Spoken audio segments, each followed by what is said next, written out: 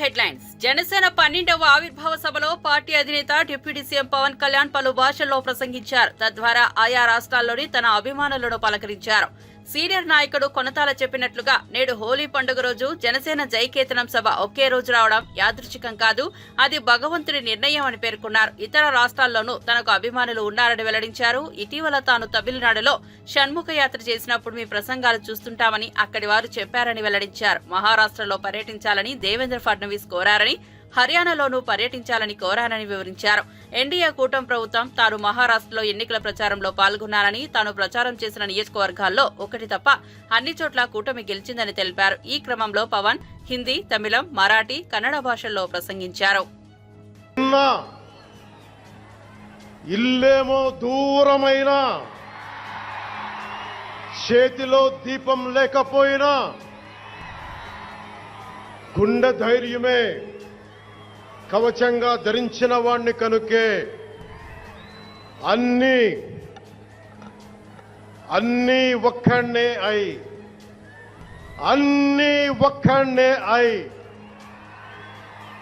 2014లో జనసేన పార్టీని స్థాపించాం.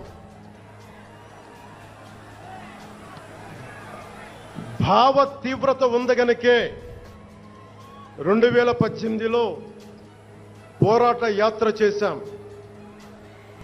ఓటమి భయం లేదు కాబట్టే 2019లో పోటీ చేశాం. ఓడినా అడుగు ముందుకే వేశాం. మనం నిలబడ్డాం, పార్టీని నిలబెట్టాం. మనం నిలదొక్కుకున్నాం. మనం నిలదొక్కుకోవటమే కాకుండా 4 దశాబ్దాల టీడీపీ పార్టీని కూడా నిలబెట్టాం.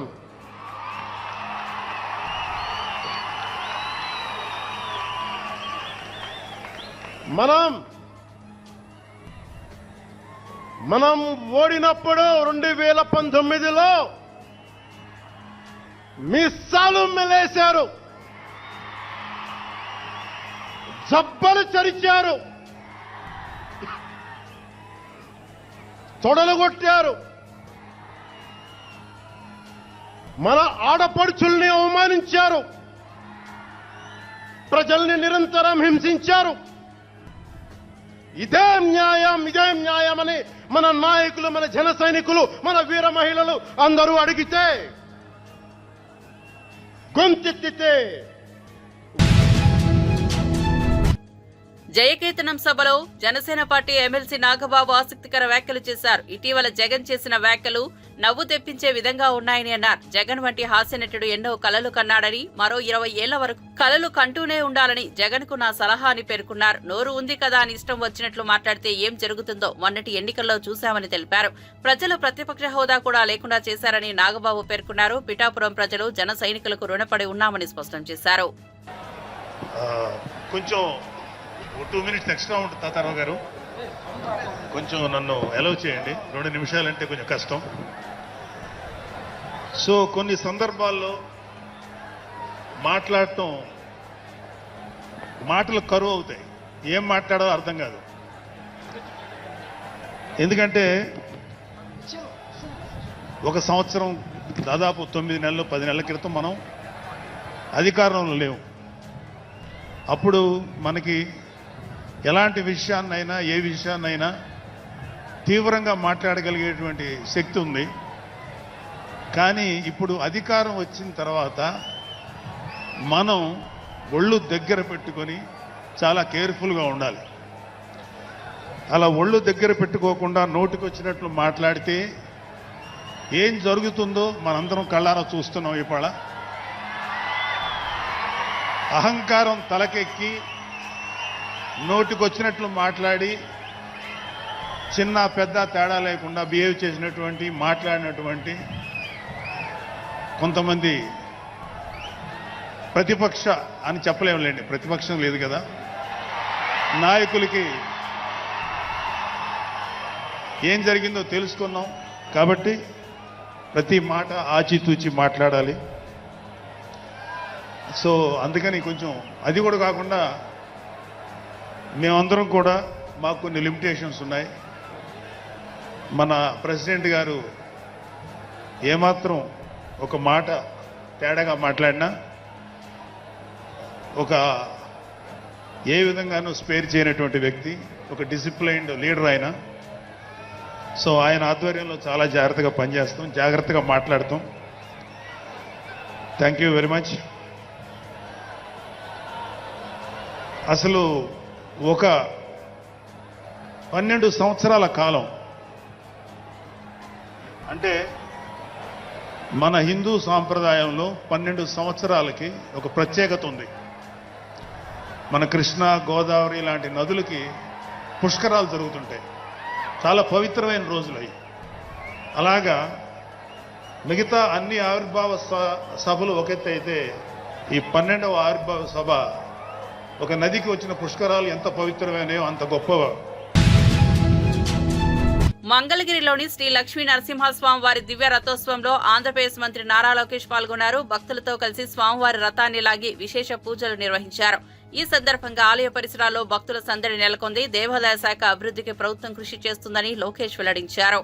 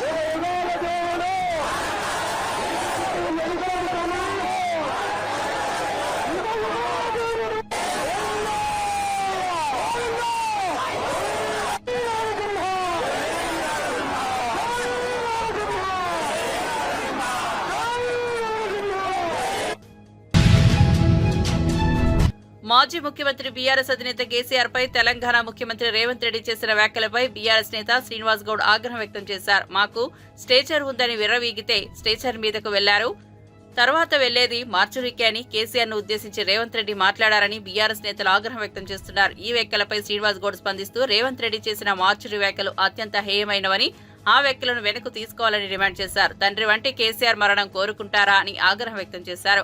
గతంలో అసెంబ్లీ ఎలా జరిగింది, ఇప్పుడు ఎలా జరుగుతుందో ప్రజలు చూస్తున్నారని ఆయన అన్నారు. కాంగ్రెస్ హయాంలో సభ కౌరవ సభను తలపిస్తోందని అన్నారు.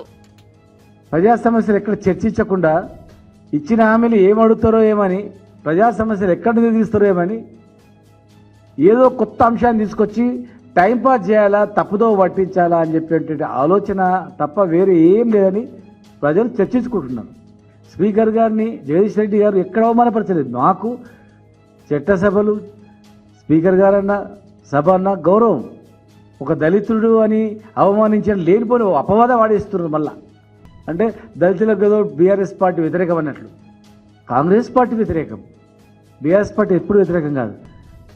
బీఆర్ఎస్ పార్టీ దళితుల పట్ల ప్రేమ ఉంది కాబట్టే ప్రపంచంలో ఎక్కడ లేనటువంటి అతిపెద్ద అంబేద్కర్ విగ్రహాన్ని పెట్టింది బీఆర్ఎస్ పార్టీ. సచివాలయానికి బాబాసాహెబ్ అంబేద్కర్ గారి పేరు పెట్టింది బీఆర్ఎస్ పార్టీ.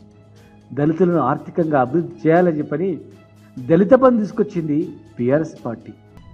దళిత విద్యార్థులను విదేశీ విద్య పేరు మీద విదేశాలకు పంపాలని చెప్పని 20 లక్షల రూపాయల ఆర్థిక సాయం అందించి వందలాది మందిని పంపించింది బీఆర్ఎస్ పార్టీ. ఇంకా ఎన్నో కార్యక్రమాలు దళితులకు చేసినటువంటి చరిత్ర బీఆర్ఎస్ పార్టీ ఉంది. అంబేద్కర్ విగ్రహాన్ని అతిపెద్ద విగ్రహం పెడితే కనీసం అంబేద్కర్ విగ్రహాన్ని జయంతి రోజు వర్ధంతి రోజు అన్న ఒక పెద్ద పూలమాల ఇద్దామని చెప్పి కూడా అనలేదు. ఇస్తామన్న దళిత బంధు ఇంతవరకు ఇవ్వలేదు. బీసీలకు ఇస్తారంటే హామీలు నెరవేరలేదు. ఈరోజు శాసనసభ నడుస్తుందంటే ప్రజా సమస్యల మీద చర్చ పెట్టాలి, కానీ అసలు ఏమనంది కట్ చేసి దళిత స్పీకర్ కనుక అవమానపరిచిందని చెప్పి సభను వృధా చేయడం, తప్పుదో పట్టించడం, ఆ సమస్యలు చర్చించకుండా దీనిపైన కొనసాగేటట్టు చేయడం, దృష్టి మళ్లించడానికి మాత్రమే ఒక ట్రిక్ చేసినటువంటి కుట్ర తప్ప స్పీకర్ గారు అవమానపరిచినట్టు ఎక్కర్లేదు. టోటల్ లైవ్ చూపించమని చెప్పండి, ఎక్కడ అవమానపరిచిండ్రు, ఏం జరిగిందో. అలాంటిది ఏం లేదు. 165 అడుగుల విగ్రహాన్ని పెడితే కనీసం ఒక్క రోజున పోయి అక్కడ ప్రపంచ పర్యాటకులు వచ్చి చూసిపోయేటువంటి పరిస్థితి ఉన్నటువంటి దాన్ని కప్పిపడేసిండ్రు. ఈరోజు మేము ఛాలెంజ్ చేస్తూ ఉన్నాం, నిజంగా అవమానపరిచే ఫుటేజ్ బయట పెట్టండి, టోటల్గా కట్ చేసినే కాకుండా. స్పీకర్ గారే వారు కూడా జనసేన పార్టీ 12వ ఆవిర్భావ సభ పిఠాపురం మండలంలోని చిత్రాడ వద్ద ఏర్పాటు చేశారు. జయకేతనం పేరిట ఏర్పాటు చేసిన ఈ భారీ సభకు లక్షలాదిగా జన సైనికులు, వీర మహిళలు తరలివచ్చారు. ఈ కార్యక్రమంలో జనసేన పార్టీ రాజకీయ వ్యవహారాల కమిటీ చైర్మన్ మంత్రి నాదెండ్ల మనోహర్ ప్రసంగించారు. నాడు మన నాయకుడు పవన్ ను అనేక ఇబ్బందులకు గురి చేశారని, ఆ రోజులను మర్చిపోలేమని అన్నారు. కష్ట సమయంలో ఆర్థికంగా నిలబడలేని వ్యక్తులు కూడా పార్టీ కోసం నిలబడ్డారని నాదెండ్ల పేర్కొన్నారు. తనతో పాటు నిలబడిన ప్రతి ఒక్కరిని పవన్ గౌరవించారని వెల్లడించారు. ఏ విధంగా పవన్ కళ్యాణ్ గారి నాయకత్వాన్ని మీరు నమ్మి మమ్మల్ని అందరినీ కూడా మీరు ముందుకు తీసుకొచ్చారో దానికోసమే ఈ సభ.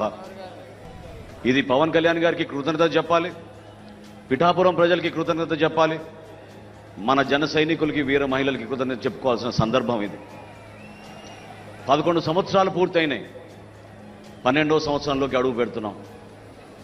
చాలా కష్టమైన ప్రయాణం, అనేక అవమానాలు, అనుమానాలు, సమయం సందర్భం లేకుండా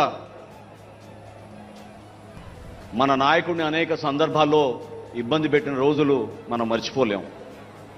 ప్రతి ఒక్కరిని గౌరవించారు ఆయన. తనతో పాటు నిలబడి ప్రయాణం చేసిన ప్రతి ఒక్కరిని గౌరవించారు. కొంతమంది నిలబెట్టుకోలేకపోయారు.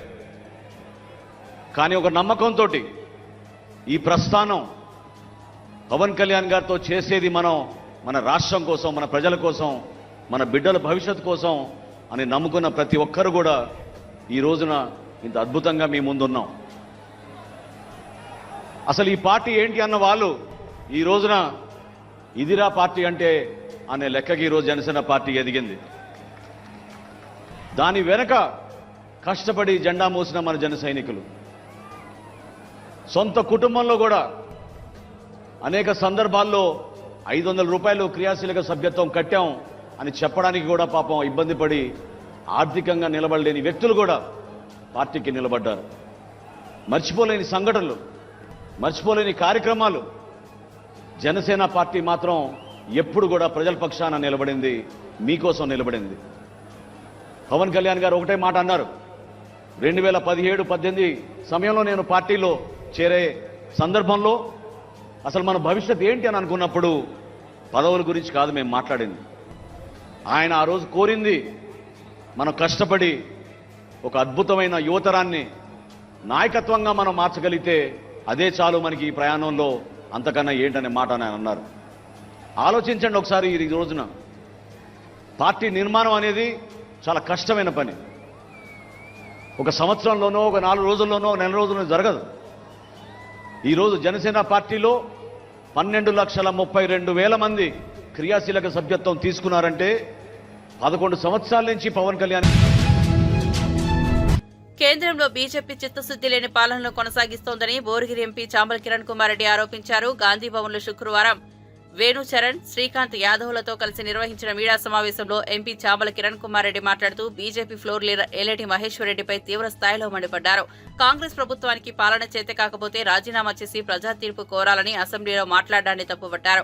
బీజేపీ నేత అయిన మహేశ్వర్ రెడ్డి కాంగ్రెస్ పార్టీలో ఏఐసీసీ ఇంప్లిమెంటేషన్ కమిటీ చైర్మన్ గా పనిచేశారని, బీజేపీలో చేరిన ఆయనకు ప్రస్తుతం ఆ పార్టీ పాలనపై అవగాహన లేదని విమర్శించారు. ఈ పాలన అంటే ఈ 1 year 3 months పాలన మీద మాట్లాడి కొన్ని బ్రౌనీ పాయింట్స్ స్కోర్ చేయడానికి ప్రయత్నం చేస్తున్నట్టుగానైతే క్లియర్ కనపడుతుంది. ఎందుకంటే ఆయన మాట్లాడిన దాంట్లో వాస్తవంగా ఇవాళ ఏదన్నా ఉంటే ప్రజా తీర్పును గౌరవించి చిత్తశుద్ధి లేని పాలన చేస్తున్నది బీజేపీ. మహేశ్వర్ రెడ్డి గారు మీరు చెప్పాలి, 2014లో బీజేపీ అధికారంలోకి వచ్చినప్పుడు సంవత్సరానికి 2 కోట్ల ఉద్యోగాలు ఇస్తా అని చెప్పింది. అంటే ఇప్పటికి ఎన్ని ఉద్యోగాలు ఇవ్వాలి? 22 కోట్ల ఉద్యోగాలు ఇవ్వాలి. ఏ లెక్కన చూసినా మన తెలంగాణ రాష్ట్రము ఉన్న జనాభా లెక్కల ప్రకారము 50 లక్షల ఉద్యోగాలు అయితే తెలంగాణకు రావాలి.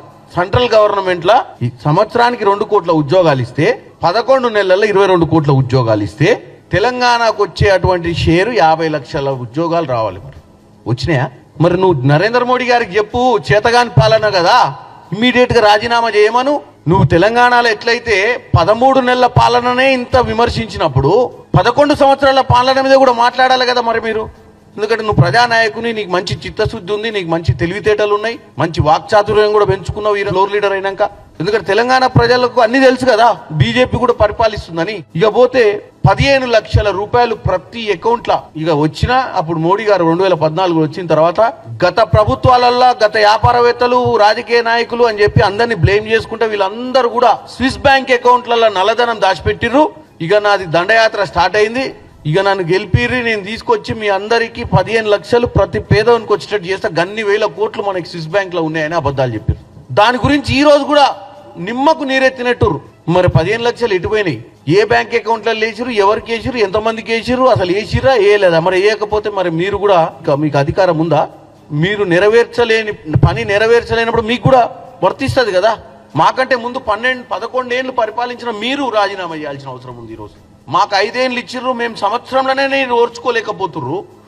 మేము అక్కడికి అన్ని మేము ఇచ్చిన గ్యారంటీలు, రైతు రుణమాఫీ, 200 యూనిట్ల కరెంటు, 500 రూపాయల సిలిండరు, అవే కాక మేము చెప్పని ఇంటిగ్రేటెడ్ స్కూల్స్, నిన్నగాక మొన్న 6,000 కోట్లు, 5 లక్షల యువతకు ఉపాధి, వెనుకబడ్డ వర్గాలకు, ఇవన్నీ మేము చేస్తుంది మీకు కనపడతలేదా?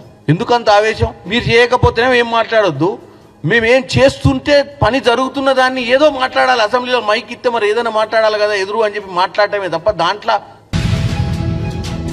భారీ మెజార్టీతో గెలిపించిన మంగళగిరి వాసులకు జీవితాంతం గుర్తుండిపోయేలా అభివృద్ధి కార్యక్రమాలను రాబోయే 100 రోజుల్లో ప్రారంభిస్తున్నట్లు మంత్రి నారా లోకేష్ తెలిపారు. మంగళగిరి మండలం ఎర్రవారంలో జైన్ల ఆధ్వర్యంలో నిర్వహించిన భగవాన్ మహావీర్ గోశాలను కేంద్ర మంత్రి పెమ్మసాని చంద్రశేఖర్ తో కలిసి లోకేష్ ప్రారంభించారు.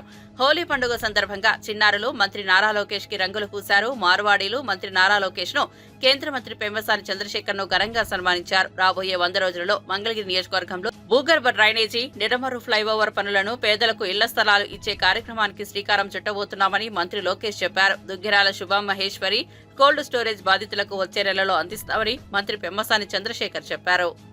పెరగకూడదు అనేది ఒక లక్ష్యంగా పెట్టుకున్నాం. ఎందుకంటే దానివల్ల ప్రజలు అనేక ఇబ్బందులు ఎదుర్కొన్నారు. గోశాలలు పెడితే బాగుంటుందన్న లక్ష్యంతో మన కూటమి ప్రభుత్వం పనిచేస్తుంది. ఇప్పటికీ మొదటి విడతలో సుమారుగా 5,000 మందికి ఇల్లు పట్టాలు ఉగాది తర్వాత ఇవ్వాలనే లక్ష్యం పెట్టుకుని మేము పనిచేస్తున్నాం. ఈ రోజు కేంద్రంలో పెమ్మసాని చంద్రశేఖర్ గారి సహకారంతో రైల్వే మంత్రి గారిని మేము కలిసినప్పుడు రైల్వే భూముల్లో మాకు రెగ్యులరైజ్ చేయాలని మేము కోరినప్పుడు అనుకూలంగా మంత్రి గారు స్పందించారంటే దాని వెనకాల పెమ్మసాని చంద్రశేఖర్ గారి కృషి చాలా చాలా ఉంది. ఆయన నవ్వచ్చు ఇప్పుడు, కానీ ఆయన కృషి చాలా చాలా ఉంది. అది ప్రజలు దయచేసి గమనించాలి, గుర్తు పెట్టుకోవాలి. అంతేకాదు రైల్ ఓవర్ బ్రిడ్జ్ కూడా, నిడమర్ గేట్ దగ్గర రైల్ ఓవర్ బ్రిడ్జ్ కూడా పెమ్మసాని చంద్రశేఖర్ పర్సనల్ గా తీసుకుని ఫాలో అప్ చేసి అది ఇప్పుడు బోర్డు వరకు తీసుకొచ్చి పనులు కూడా త్వరలో ప్రారంభించబోతున్నాం. అంతేకాకుండా ఈ ఇండ్లు పట్టాలు ఇచ్చేదానికి రీటైనింగ్ వాల్ కట్టాలనేది ప్రజలు మహానాడు ప్రాంతంలో వెళ్ళినప్పుడు కోరారు. దానికి నిధులు కేటాయించాం, డిజైన్లు అవుతున్నాయి.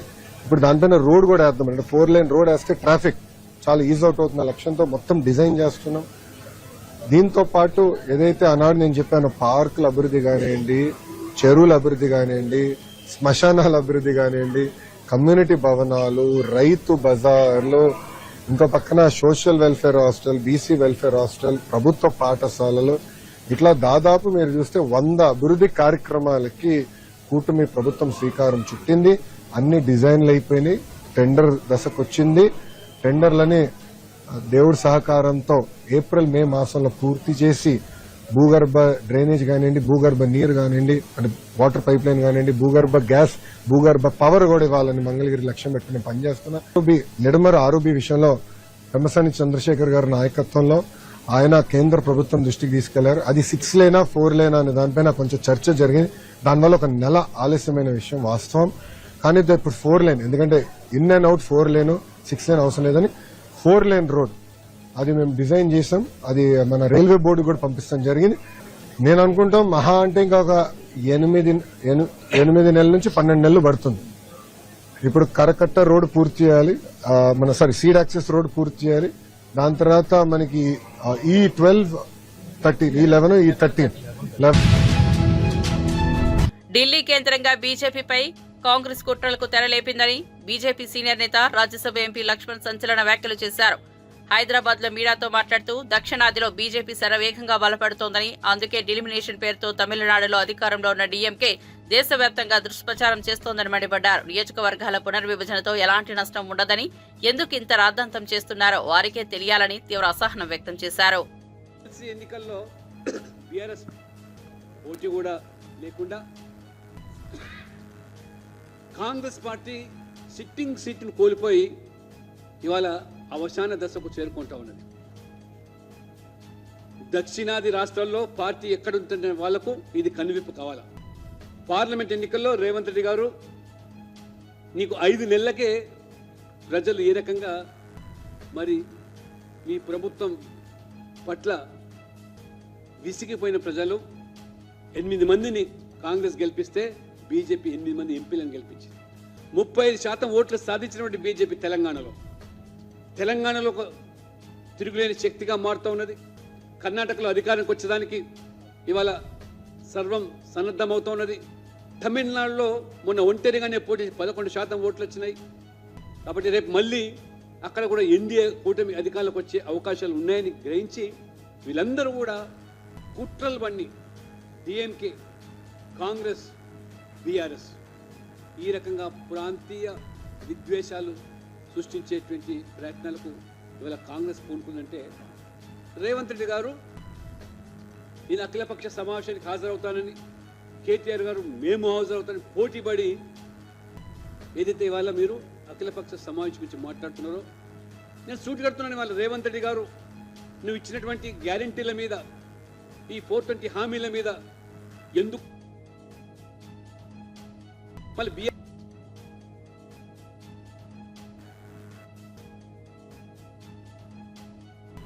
మొత్తం నట్టేట్లో ముంచేసి ఈ రకంగా సంవత్సరం లోపలనే మోసం చేసిన, దగా చేసిన పార్టీని మరి నిలదీయాల్సింది పోయి ఇవాళ బీఆర్ఎస్ కూడా వంత పాడుతున్నదంటే తెలంగాణ ప్రజలు అర్థం చేసుకోవాలి.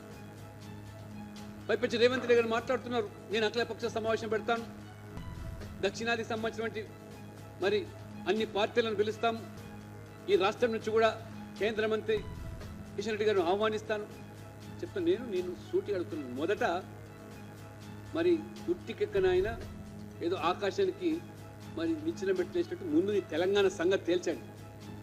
నువ్వు ఇచ్చిన హామీలేంటి, గ్యారెంటీలు ఏమిటి, ఎందుకు అమలు చేయలేకపోతున్నావు? మన ఇండియా కాంక్లేవ్లో నేను 3,75,000 కోట్ల అప్పుందనుకొని కాశీనాయన జ్యోతి క్షేత్రం పరమ పవిత్రమైనదని, మహారాష్ట్ర, కర్ణాటక నుండి భక్తులు కూడా వచ్చే ప్రాంతమని, అలాంటి క్షేత్రం మీద అటవీ శాఖ అధికారులు దాడులు చేయడం వెనుక ఏపీ ప్రభుత్వం హస్తం ఉందని వైఎస్ఆర్సీపీ నేత మల్లాది విష్ణు విమర్శించారు. ఎలాంటి నోటీసులు ఇవ్వకుండా కూల్చివేయడం నిజంగా దారుణమన్నారు. తాడేపల్లిలోని వైఎస్ఆర్సీపీ కేంద్ర కార్యాలయం నుంచి మల్లాది విష్ణు మాట్లాడుతూ కాశీనాయన క్షేత్రం మీద జరిగిన దాడి హైందవ ధర్మం మీద జరిగిన దాడిగా పేర్కొన్నారు. పవన్ కళ్యాణ్ పరిధిలోని అటవీశాఖ ఈ దారుణానికి పాల్పడిందని మల్లాది విష్ణు స్పష్టం చేశారు. విజయవాడ వేదికగా అలాగే కృష్ణా పుష్కరాల్లో గుళ్ళు కూలగొట్టారు. గోదావరి పుష్కరాల్లో అక్కడ ప్రజలు ఎంతమంది చనిపోయారో మనకు తెలుసు.